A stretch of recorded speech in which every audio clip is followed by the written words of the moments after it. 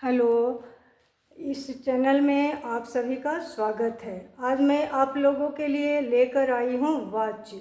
वाच्य की विस्तृत जानकारी से पहले हमें कर्ता और क्रिया के बारे में जानकारी होना आवश्यक है।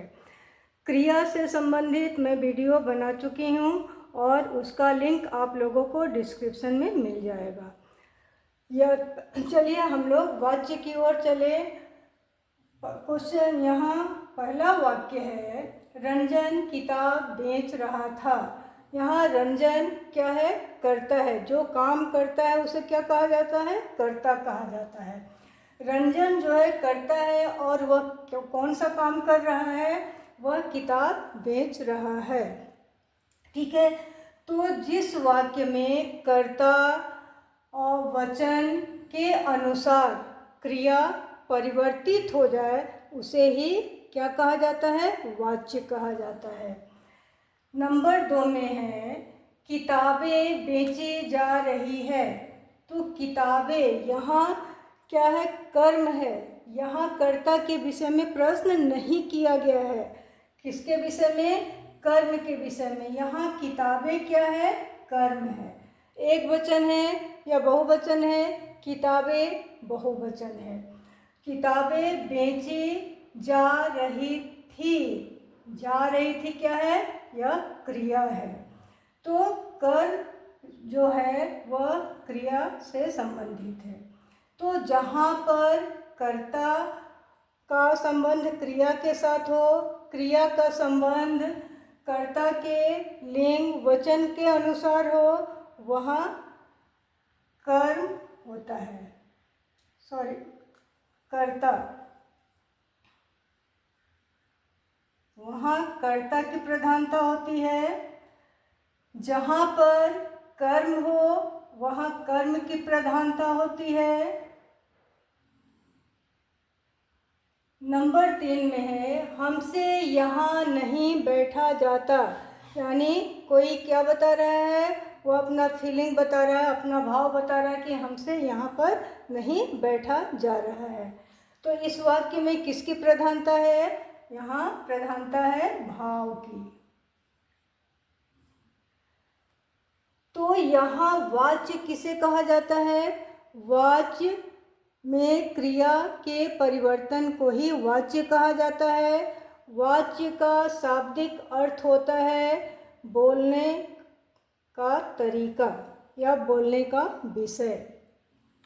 अब क्रिया की परिभाषा वाच्य की परिभाषा हमें क्या बता रहा है? वाच्य की परिभाषा हमें यह बता रहा है कि क्रिया के उस परिवर्तन को वाच्य कहा जाता है। किस परिवर्तन को?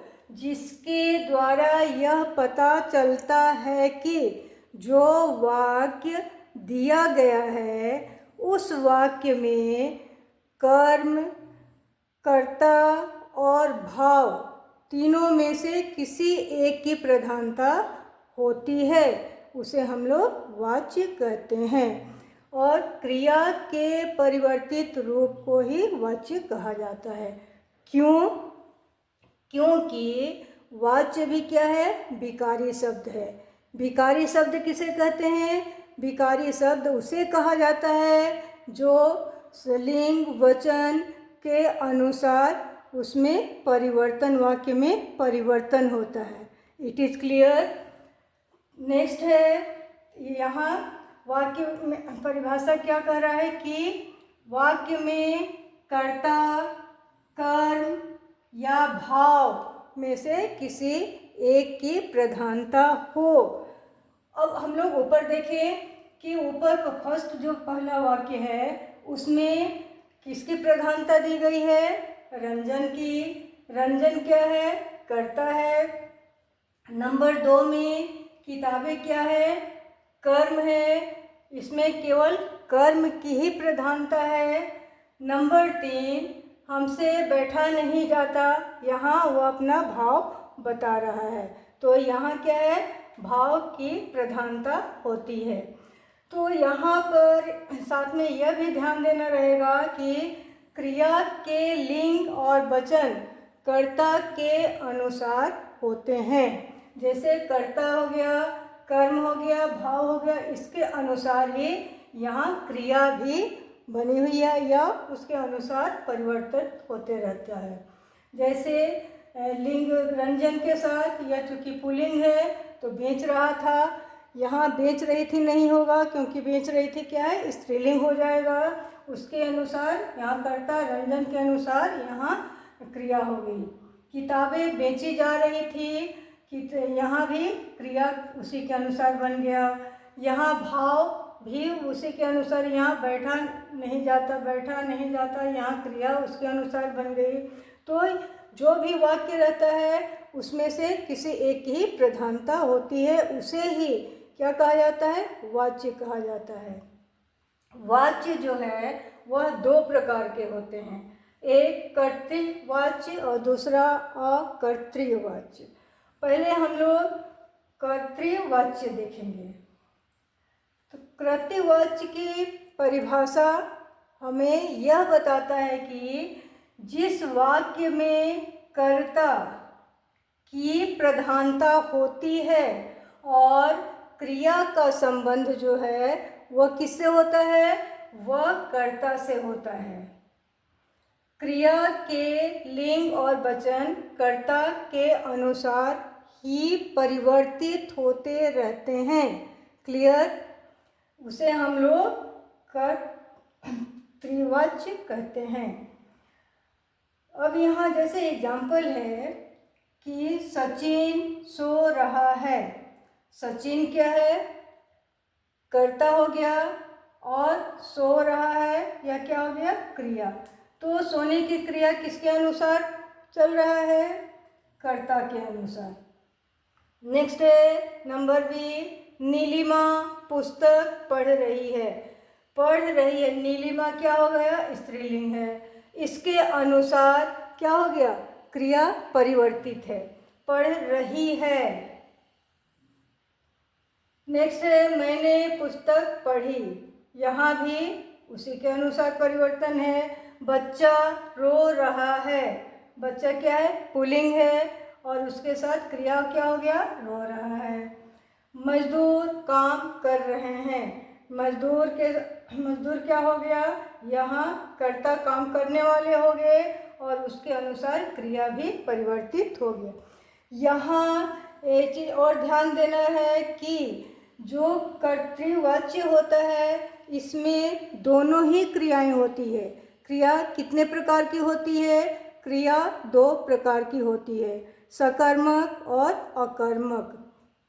तो जो भी वाक्य दिया गया रहता है उससे हम लोग अपने आप से क्या लगा करके क्वेश्चन करते हैं, और यदि क्वेश्चन का आंसर हमें मिल जाता है तो वह सकर्मक क्रिया होती है, और यदि नहीं मिलता है तो वह अकर्मक क्रिया है।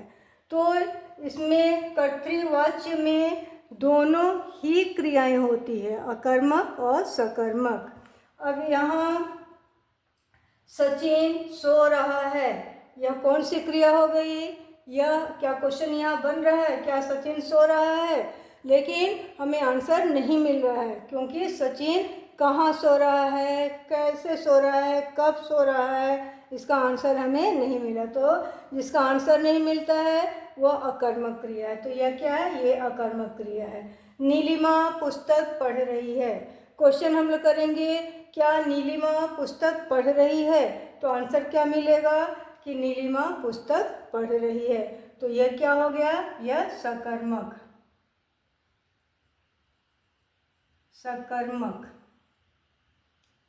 इसी तरह से मैंने पुस्तक पढ़ी, यह क्या है, अकर्मक क्रिया। बच्चा रो रहा है, बच्चा क्यों रो रहा है, किस लिए रो रहा है, कब से रो रहा है, हमें आंसर नहीं मिल रहा है, तो यह क्या है, अकर्मक।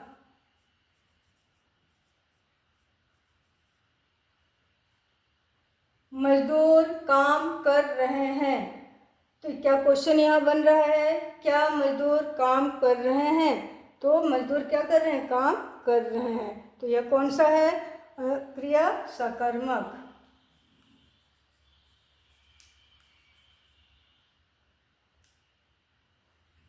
तो ये इसे ही वाच्य कहा गया है। इसके अगले पार्ट को हम लोग नेक्स्ट वीडियो में करेंगे, कंप्लीट करेंगे। वीडियो को लाइक शेयर सब्सक्राइब और से ही करें और अपने दोस्तों में भी इसे शेयर करें।